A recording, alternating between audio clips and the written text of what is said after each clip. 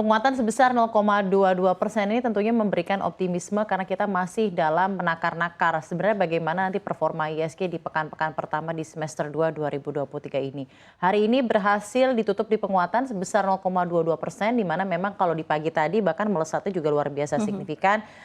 Kisarannya 0,5 sampai 0,6%. Ada sedikit penurunan di penguatan hari ini sampai harus di 0,22% karena ada beberapa movers yang juga sepertinya berbalik arah.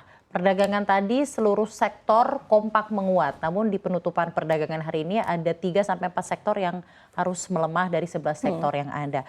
Anda menganalisanya pergerakan hari ini bagaimana, Safira? Ya, memang kalau kita lihat ini peluang IHSG untuk bergerak konsisten di zona hijau memang sudah nampak begitu ya, karena memang ada sejumlah kabar dan rilis data begitu kalau kita lihat dari dalam negeri maupun luar negeri yang akan menjadi perhatian pelaku pasar. Yang pertama kalau kita lihat memang rilis data indeks keyakinan konsumen atau IKKRI per Juni 2023 ini mengalami penurunan ke level 127,1 dari sebelumnya 128,3 pada Mei 2023.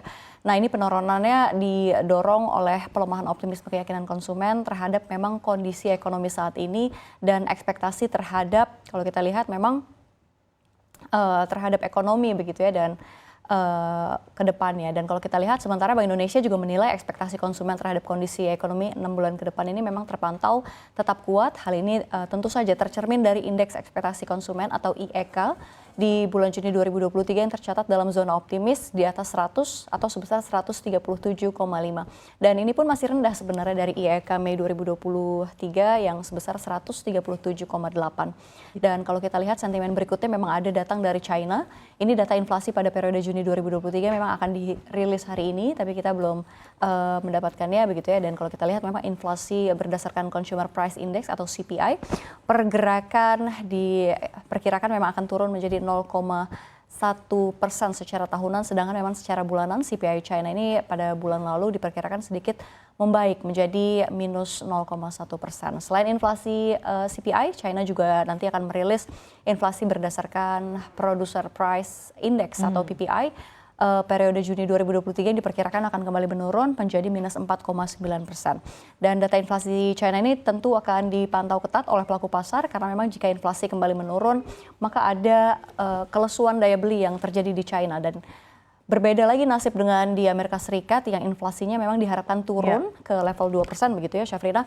Negara asal pandai ini atau China malah mengharapkan inflasi meningkat karena memang nilai inflasi yang rendah menunjukkan kondisi ekonomi yang masih sangat lesu. Dan jika ekonomi atau kondisi ekonomi China masih lesu ini akibat inflasi yang masih rendah atau tidak sesuai ekspektasi, maka hal ini bisa sangat mempengaruhi ke pasar keuangan Asia bahkan juga global. Dan di Kamis nanti juga China juga akan mempublikasi neraca dagang per Juninya yang akan memang diramal naik menjadi 68 miliar US dollar dari periode sebelumnya yang sebesar 65,81 miliar US dollar. Jadi ada perlambatan ekonomi China yang ternyata juga merembet sentimennya terhadap bursa efek domestik di Indonesia sendiri. Lalu juga kita ketahui sebenarnya kan salah satu yang menjadi pusat perhatian gitu ya para pelaku pasar di Indonesia adalah tentang kebijakan dari The Fed sendiri dan bagaimana juga otoritas moneter Amerika Serikat menentukan kebijakan suku bunganya yang sudah begitu signifikan naik.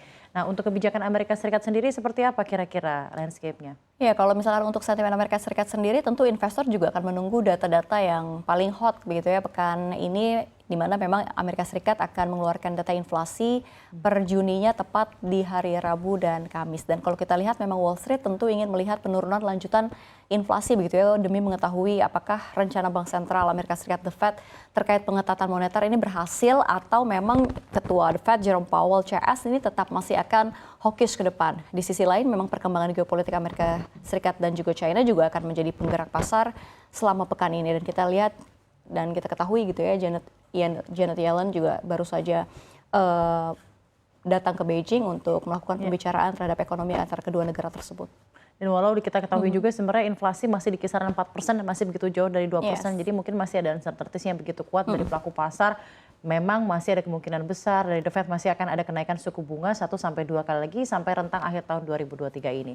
Itu tadi secara global, secara sentimen makroekonomi. Secara sektoral bagaimana pergerakan ISG hari ini? Ya, ini ada yang menarik, ini agak anomali sedikit ya. Kalau kita lihat memang harga batubara ini sudah turun tajam selama sepekan usai koreksi selama 4 hari beruntun. Ini kalau misalkan kita lihat berdasarkan data definitif begitu ya, harga batubara kontrak Agustus di pasar Newcastle ini sudah ditutup di posisi 141,8 US dollar per ton pada Jumat di pekan lalu begitu. Lalu memang sudah ambles 5,28% dalam sepekan. Dan kalau kita lihat memang ada pun dalam sebulan si batubara ini sudah minus 0,04%, dan sejak awal tahun kalau kita lihat secara year to date sudah terjun hingga 63,6%. Dan kalau kita lihat memang ambruknya harga batubara ini memang dipicu oleh melemahnya harga komoditas energi lainnya, dan ini melandainya permintaan juga ada, Syafrina, serta kemungkinan masih tingginya suku bunga di Amerika Serikat.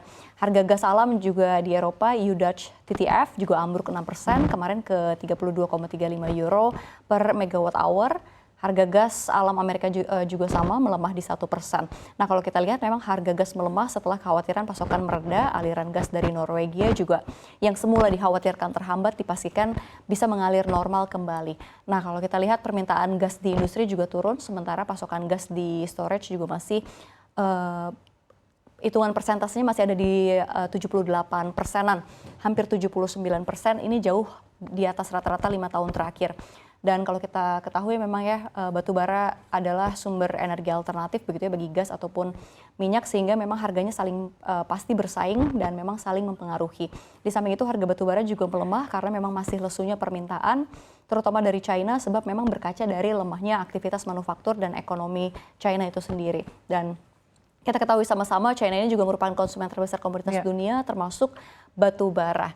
Dan India juga sebagai konsumen batu bara terbesar juga diproyeksikan juga akan mengurangi impor yang membuat harga batu bara ikut tertekan. Nah ini akan dihadapi oleh India karena akan menghadapi musim hujan dalam beberapa pekan ke depan, sehingga memang impor diproyeksi juga akan melandai, terlebih produksi dan pasokan mereka juga sebenarnya sudah tengah meningkat tajam. Tapi ini agak anomali dengan harga emiten di dalam negeri. Kalau kita lihat saham-saham batu bara di dalam negeri ada Adro, Bumi, UNTR, lalu ada Harum, ini justru seluruhnya kompak berada di teritori positif dengan penguatan cukup signifikan di atas 1%.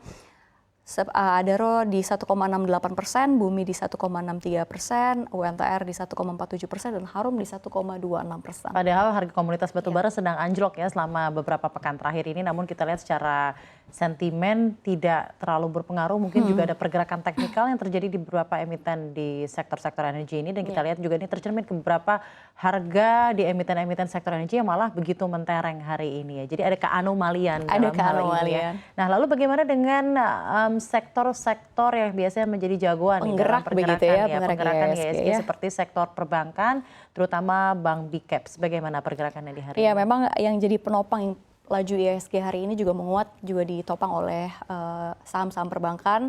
Ini juga naik signifikan, ada BBRI yang menguat di 0,47%, lalu ada BMRI 0,49%, BCA 0,28% terapresiasi, walaupun BBNI berada di satu-satunya yang berada di zona merah dengan pelemahan 0,28%. Tapi overall ini saham-saham big bank ini yang menjadi laju penggerak IHSG berada di zona hijau saat ini. Jadi no wonder ya, karena memang beberapa emiten-emiten yang memiliki market caps begitu besar di IHSG itu sektor-sektor energi dan juga emiten-emiten di sektor perbankan hari ini memang tampaknya sumringah, mayoritas menghijau, dan ini juga tercermin kepada pergerakan IHSG secara overall yang berhasil ditutup di penguatan sebesar 0,22% di hari ini, masih dalam suasana mengawali perdagangan semester 2 2023. Terima kasih banyak Safira atas analisanya.